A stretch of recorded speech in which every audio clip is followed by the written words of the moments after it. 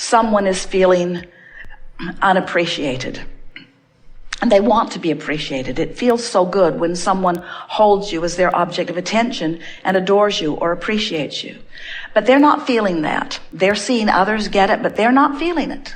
They sort of have their tail between their legs, and things aren't going that well for them, and they're feeling sort of down and out, and like things are unfair, and people aren't treating them like they want to be treated, and on it goes. And so this person is wanting to know from us, how can I be more appreciated? And our answer is always the same. Find something to appreciate, because as you find something, whatever it is, a flower, a butterfly, a cat or a dog, a rainbow, a cloud, a dolphin jumping, something good to eat. As you find anything to appreciate, as you offer your appreciation, your vibration raises, because you can't appreciate without being a vibrational match to source energy. And when you are appreciating, now you are the attractor of appreciation. But you can't control what others are doing. You can't control the appreciative state of others, because you can't stand on your head in enough different ways to get someone who's out of the vortex to appreciate you. And when you try, you will pronounce yourself a failure. But you can become an avid appreciator. And what you begin to discover is it was never someone else's appreciation of you that you were looking for. It was your alignment with the energy of love, with the energy of source, with the energy of appreciation. That's what fills you up, you see. You get so full of it that it doesn't matter to you what others are flowing to you, other than it is so delicious to be the recipient of someone's appreciation, because it means they're in the vortex. So it turns out you can't be selfish. You can't adore appreciation from another and separate yourself from your gladness of their alignment, you see. You see how it works? You cannot be an appreciator without being appreciated. And it turns out it's being the appreciator that matters most, you see. That's why your inner being stands in a state of never-ending appreciation and adoration of that which you are, has practiced the vibration of that so eternally that is all that can be offered from the source within you. And when you find a different vibrational stance, then you separate yourself from that. And then we come along and say, we want you to be so selfish that you care about aligning with that energy that creates worlds. And then, like your inner being, you become an uplifter. Only you're like the satellite dish that's beamed in a little closer, you see. In other words, the giving puts you in the vibrational stance of the receiving. But if you've got your sights on receiving and you're not in alignment, it can't come to you. And that's when you start making claims of deprivation, you see. There are so many people standing outside the vortex asking others to help them, not understanding that anyone who does help them when they're outside the vortex has to come outside the vortex with them. And so the help doesn't go on very long before it begins to be resented. That's why needy people will suck you dry of your alignment, you see. What we want for you is your alignment with your power. We want not to create for you. We want you to discover your own creative power. You see, for us to be in the vortex, the only thing that we or anyone has to give to anyone else is the example of the vortex, because that's where all of the joy and all of the creative juices are, you see. So they are really one and the same. So your inner being is always broadcasting to you. And if you're not consistently in the vortex, even though your inner being is broadcasting utter appreciation and knowledge of who you are and is offering well-being, because your inner being is selfishly, hear this, tending to its own vibration, your inner being will not leave the vortex to find you wherever you are to lead you back in. Isn't that interesting? Your inner being maintains its vibrational frequency knowing that you will find it. Don't you love having an inner being who has that kind of confidence within you? Don't you love having an inner being who is projecting to you this powerful energy of well-being? Knowing that you will find whiffs of it, that here and there you will find it, and as you follow it, in other words, how do you think you found us? How do you think you found this trail? How do you think you found this information? It's because you were close enough to the broadcasting of your inner being that it resonated with you when you found it. And if you will maintain enough selfishness to care about how you feel, you'll practice the energy of your being enough to know that you will know of yourself what your inner being knows, you see. So now let's go back to something. The basis of it is in understanding that the problem and the solution are entirely different vibrations, just as the question and the answer are different vibrations. So if you have a friend or know someone who needs something, and you focus on their need long enough, you will leave the vortex, and then you will associate the terrible way you feel with their need. And in time, your friendship will disintegrate because you will incorrectly associate the way you feel with their plight. But if you remember that in their problem, they are generated a solution, and you stay in your vortex where you see not their problem, but instead you know only the solution, as you practice the vibration of the solution, then you can be a catalyst that inspires them into the vortex, depending on where they are. Now, some of your friends who you have been influential with will follow you relatively easily into the vortex, and you will revel in their discovery of their solution, you see.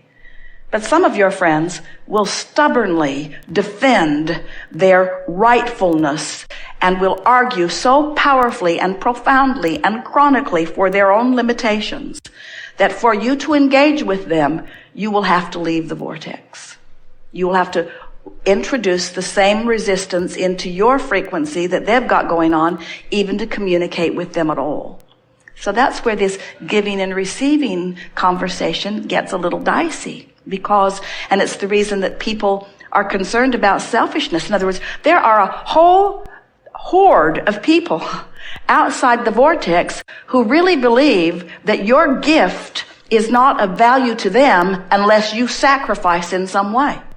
In other words, if it's not painful for you to give to them, then your gift isn't validated by them. Have you ever had that experience? And the thing that's tricky is, if you manage to get outside the vortex in order to give your gift, then it's not very long before you're hightailing it back into the vortex, because you can feel your very life is being sucked away from you, you see. So here's the dicey part. If you stay in your vortex, truly aligned with their solution, when they are unable to see their solution, they'll call you selfish. Because they know not. They cannot understand that in your selfishness that you are holding them in their highest good, and that it is the best thing that you can do to call them forward also, you see. So then, but if you stick to it and you maintain your frequency of it, then the universe will bring them to you at times when they can hear you best. And as you begin to revel in their solutions consistently, in time, they will begin to hear it. They will begin to recognize the validity of what you speak. In other words, let's say you're in the vortex and they're not, and this person is saying, you don't love me. You won't even call me. You don't give me your attention anymore. You don't bring me flowers anymore. You don't do what you used to do. And from inside the vortex and from outside the vortex, you would get defensive. And you would say, well, you're not fun to be with. And that's, and it just gets worse. But from inside the vortex, you would say, oh, there are so many things about you that I love, and I think about them all the time. In fact, I make lists of your positive aspects. I adore the power with which you live life. I adore the deliberateness with which you intend. I feel the fire in you, and I know the power of your wanting, and I take such pleasure in my understanding that wonderful things are coming to you. I practice every day my positive expectation of the outcome that you're seeking, and I know with everything that I am, that a good life is coming to you because there is no one I've ever known that deserves it more. In other words, when you're in the vortex and you allow law of attraction to bring them to your vicinity and you selfishly deliver to them your version of who they really are, now you have a possibility of uplifting them into the vortex. But you will never, ever, ever be satisfied, not one time ever, if you allow them to talk you out of the vortex where you're dealing with them on their terms. And so if we were standing in your physical shoes, we would give up the word selfish and we would replace it with the word aligned. We would give up the word selfish and we would replace it with the word empowered. We would give up the word selfish and we would replace it with the word all that I am, with the whole of who I am, with the vortex of who I am. If you would add the word true selfish.